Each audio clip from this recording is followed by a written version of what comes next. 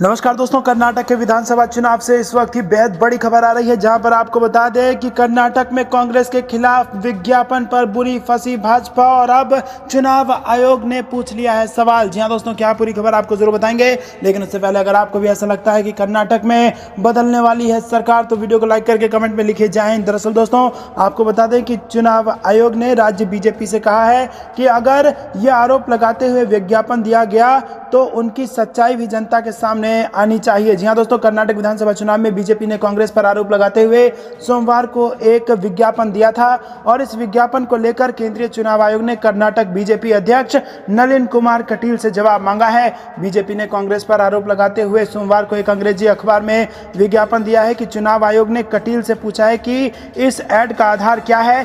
केंद्रीय चुनाव आयोग की तरफ से कहा गया है कि अगर कोई भी राजनीतिक दल दूसरे राजनीतिक दल पर किसी भी तरह का आरोप लगा रहा है तो उसके पुख्ता प्रमाण होने चाहिए, यूं ही किसी पर आरोप नहीं लगाया जा सकता। तो दोस्तों, बिना किसी पुख्ता प्रमाण के क्या भाजपा ने लगा दिया है आरोप और क्या अब चुनाव आयोग को जवाब नहीं दे पाएगी भाजपा? आपको क्या कुछ लगता है कमेंट में जरूर बताइए। कांग्रेस नेता रणदीप सुरजेवाला ने इस बात पर चुनाव आयोग से शिकायत की थी और शिकायत में कहा गया था कि बीजेपी की तरफ से लगाए गए आरोप पूरी तरह से निराधार है। बता दें कि चुनाव आयोग ने कर्नाटक में सभी राजनीतिक दलों और उम्मीदवारों को प्रिंट में कोई विज्ञापन पब्लिश करने से पहले मीडिया सर्टिफिकेशन और निगरानी समिति से मंजूरी लेने के लिए कहा है। यह निर्देश 7 मई को जारी किया गया है। तो दोस्तों, अपने एक ऐड के चक्कर में बुरी तरह से फंस गई है भाजपा और चुनाव आयोग ने जवाब मांग लिया है। आपको क्या कुछ लगता है कमेंट में जरूर बताइए। वीडियो रुक करते हैं अगली ब्रेकिंग न्यूज की तरफ।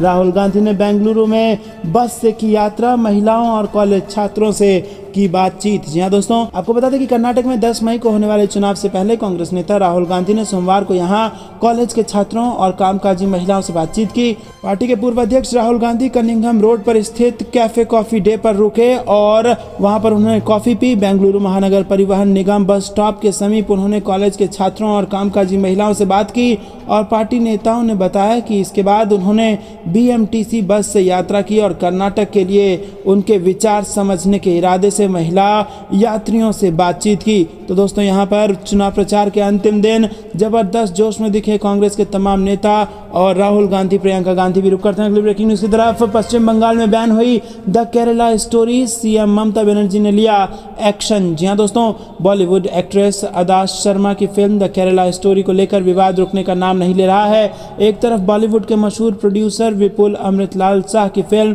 द केरला स्टोरी सिनेमाघरों से लेकर बॉक्स ऑफिस तक धमाल मचा रही है, तो दूसरी ओर देश के कई राज्यों में इस फिल्म का भारी विरोध देखने को मिल रहा है और अब खबर आ रही है कि पश्चिम बंगाल सरकार ने फिल्म द केरला स्टोरी को बैन कर दिया है। स्टेट की सीएम ममता बनर्जी ने इस फिल्म को लेकर कड़ा एक्शन लिया है और बड़ी बात कही है। पश्चिम बंगाल सरकार ने फैसला किया है कि बंगाल में सभी थिएटर में फिल्म द केरला स्टोरी हटाई जाएगी और कहीं भी इस फिल्म को नहीं चलने दिया जाएगा। इसके साथ ही वेस्ट बंगाल से film the Kerala story ban की जा रही है। मिली जानकारी के मुताबिक सरकार नफरत फैलाने को बर्दाश्त नहीं करेगी और शांति बनाए रखने के लिए इस राज्य में केरला स्टोरी पर प्रतिबंध लगा दिया गया है। खबर है कि इस मामले को लेकर पश्चिम बंगाल की मुख्यमंत्री ममता बनर्जी ने बड़ा बयान दिया है और कहा है कि द कश्मीर फाइल्स क्या है, ये एक वर्ग को अपमानित करता है। केरल की कहानी क्या है, ये एक विकृत कहानी है। और इस तरह से ममता बनर्जी सरकार ने फिल्म द केरला स्टोरी के खिलाफ एक्शन लिया और इससे पहले द केरला स्टोरी तमिलनाडु में भी बैन किया जा चुका है। रुक करते हैं अगली ब्रेकिंग न्यूज की तरफ। पहलवानों का दिल्ली में धरना, हरियाणा में हलचल, मुश्किल में बीजेपी सरकार। जी हां दोस्तों, आपको बता दें कि भारतीय कुश्ती संघ के अध्यक्ष बृजभूषण शरण सिंह की गिरफ्तारी की मांग को लेकर पहलवान 15 दिन से धरने पर डटे हैं। दिल्ली के जंतर मंतर पर पहलवानों के धरने का आज 16वां दिन है। राजनेताओं, खाप पंचायतों के साथ अब किसान नेता राकेश टिकैत ने भी पहलवानों का समर्थन किया है और जंतर मंतर पर हर रोज पहलवानों के समर्थन में किसी न किसी बड़े राजनेता की उपस्थिति चर्चा का विषय बन रही है। वहीं पिछले दिनों आधी रात में पहलवानों और दिल्ली पुलिस के बीच संघर्ष में सामने आए नाटकीय घटनाक्रमों का पड़ोसी राज्य हरियाणा में जबरदस्त असर देखने को मिल रहा है। यही वजह है कि कुछ ही दिनों में राजनीतिक रूप से प्रभावशाली खाप खुलकर पहलवानों के समर्थन में उतर आया है और रेसलिंग फेडरेशन ऑफ इंडिया के अध्यक्ष बृजभूषण शरण सिंह की गिरफ्तारी की मांग करने लगा है। ऐसे में हर बीतते दिन के साथ हरियाणा की मनोहर लाल खट्टर सरकार की परेशानी भी बढ़ती जा रही है। चूंकि बीजेपी सरकार ये जानती है कि इस मामले में ज़्यादा पैंतरेबाजी की कोई गुंजाइश नहीं है। दोस्तों आपको बता दें कि यहाँ पर ज़बरदस्त समर्थन बढ़ रहा है पहलवानों का। किसानों ने अपना समर्थन का ऐलान कर दिया है और वो दिल्ली पहुँच गए हैं। उसके बाद अब लग रहा है कि कहीं ना कहीं बेटियों को, देश की पहलवान बेटियों को न्याय मिल जाएगा। और आपको बता दें कि 15 दिन का अल्टीमेटम राकेश टिकैत ने सरकार को थमाया है।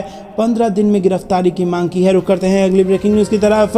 अलीगढ़ के सपा प्रमुख अखिलेश यादव बोले, महंगाई रोजगार की बात छोड़कर जनता को भटकाने का काम कर रही है भाजपा। जी हाँ दोस्तों, समाजवादी पार्टी के मुखिया अखिलेश यादव वाहन रैली के बाद होटल क्लार्क इन में पत्रकारों को संबोधित उन्होंने किया और कहा कि इससे पहले भी जो सरकार रही है, मेयर रहे हैं, उनका काम दिखाई दे रहा है। नालियां कूड़ों व गंदगी से भरी रहती है। उन्होंने कहा कि चुनाव अलीगढ़ स्मार्ट सिटी के नाम पर हो रहा है। जो मानक भारतीय जनता पार्टी ने स्मार्ट सिटी के लिए तय किए थे, कहीं दिखाई नहीं दे रहे हैं। स्मार्ट सिटी केवल नाम की ही रह गई है। जो बजट और शहर का इंफ्रास्ट्रक्चर डेवलप करना था वो नहीं दिखा। सॉलिड वेस्ट मैनेजमेंट का इंतजाम नहीं है। हाउस टैक्स बढ़ा दिए गए हैं। जो सुविधाएं शहर में मिलनी चाहिए वो नहीं मिल पा रही है। और उन्होंने कहा कि अलीगढ़ हिस्टोरिकल शहर है। रुक करते हैं अगली ब्रेकिंग न्यूज़ की तरफ। नेहरू की तारीफ, मुस्लिम समाज को बताया ताकत। इन मुद्दों पर वरुण गांधी ने सरकार को घेरा। जी हाँ दोस्तों, भाजपा के अपने ही सांसद वरुण गांधी इन दिनों भारतीय जनता पार्टी पर जमकर यहाँ पर हमले कर रहे हैं। बीजेपी सांसद वरुण गांधी अपने संसदीय क्षेत्र पीलीभीत में रविवार के दौरे पर थे और इस क्रम में वो कई इलाकों में पहुंचे और कार्यक्रमों में हिस्सा लिया। इस दौरान उन्होंने देश के पहले प्रधानमंत्री पंडित जवाहरलाल नेहरू की तारीफ की और उन्होंने अपने भाषण में मुस्लिम समाज की सराहना करते हुए कहा कि मुस्लिम समाज हमारी ताकत है। भवानीगंज में उन्होंने बंजारा समाज का नाम लेते हुए कहा कि कभी कहीं मेरा बस चले तो इस बहादुर समाज का सदुपयोग देश निर्माण में करूंगा। मांग करूंगा कि आर्मी में अलग से इस समाज के लोग के लिए रेजिमेंट बने। ये बहादुर, राष्ट्रभक्त और ईमानदार समाज है और रक्षा मंत्री से निवेदन करूंगा कि वीर बंजारा रेजिमेंट सेना में बनानी चाहिए। दोस्तों रुक करते हैं अगली ब्रेकिंग न्यूज़ की तरफ, जिसमें आपको बता दें कि बंगाल में तो आते हैं लेकिन मणिपुर में नहीं। सीएम ममता बनर्जी का मोदी सरकार पर निशाना। जी हाँ दोस्तों, नॉर्थ ईस्ट राज्य मणिपुर में हिंसा हुई है और इसको लेकर पश्चिम बंगाल की मुख्यमंत्री ममता बनर्जी ने गहरी चिंता व्यक्त की है। साथ ही उन्होंने केंद्र पर भी निशाना साधा है और कहा है कि बंगाल में कुछ होता है तो केंद्र से दल आ जाते हैं, लेकिन मणिपुर में कोई नहीं आया। और इसके अलावा उन्होंने गृह मंत्री अमित शाह के पश्चिम बंगाल के दौरे को लेकर कहा कि बंगाल में उनका स्वागत है, लेकिन उन्हें बंगाल में आने से पहले मणिपुर में जाना चाहिए था। टीएमसी चीफ ने यह भी कहा कि कर्नाटक में चुनाव प्रचार करने से पहले उन्हें हिंसा प्रभावित राज्य को देखने जाना चाहिए था। और साथ ही सीएम ममता बनर्जी ने मणिपुर की हिंसा को मानव निर्मित समस्या बताया है। वहीं पश्चिम बंगाल के छात्रों के रेस्क्यू ऑपरेशन की जानकारी देते हुए मुख्यमंत्री ने कहा कि मणिपुर में फंसे 18 छात्रों को सोमवार को सुबह वापस लाया गया है। ये छात्र इम्फाल में केंद्रीय कृषि विश्वविद्यालय में एमएमसी और पीएचडी की पढ़ाई कर रहे थे। दोस्तों ये थी दिन भर की सारी जरूरी और बड़ी खबरें। अंत तक बने रहने के लिए बहुत बहुत धन्यवाद। जय हिंद, जय भारत।